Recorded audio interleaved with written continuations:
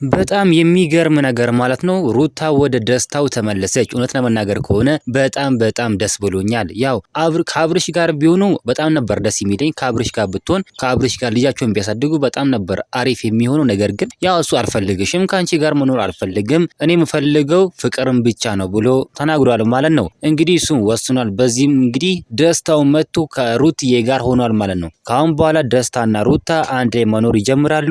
እነሱ አንድ ላይ ይሆናሉ ማለት ነው። በቃ አሁን ይሄኛው ነገር ነው ትክክለኛው መንገድ ማለት ነው። እሱ አልፈልግሽም ካለ እሷ ደግሞ ከደስታው ጋር ከምትፈልገው ሰው ጋር እሱም ከሚፈልገው ሰው ጋር መኖር ይችላሉ። በቃ በሰላም በፍቅር እንደዚህ መኖር ይሻላል ከጭቅጭቅ ማለት ነው። እሱ አልፈልጋችሁም ስላለ እነሱ ደግሞ ከደስታው ጋር ለመኖር እሷ ወስናለች። እንግዲህ እግዚአብሔር ይመስገን እነሱ አንድ ላይ ይሁኑ። እንግዲህ ሁላችሁም ቪዲዮ ላይክ አድርጉ። ብዙ ጊዜ እናንተ ላይክ ሳታደርጉ ነው የምታዩ። ስለዚህ ላይክ ማድረጋችሁ እንዳትረሱ። ምንም ከእናንተ የሚቀንስ ነገር የለም።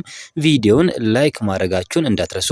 እንግዲህ ደስታውም ሲናገር በጣም ደስ ብሎታል። እኔ ካሁን በኋላ ከሩታ ጋር ነው መኖር ፈልገው ብሏል። ሩታም እንግዲህ ከደስታው ጋር ተመልሼ እኔም ከደስታው ጋር መኖር እፈልጋለሁ እንደ ስሙ ደስታው ነው ስትልም ተናግራለች። እውነት ለመናገር ደስታው ደስ የሚል ልጅ ነው። በቃ ፍቅር የሆነ ልጅ ነው። ጸባይ ያለው ምንም ሰው ላይ ሸር የሚያስብ ነገር የለውም። በጣም ደስ የሚል ልጅ ነው።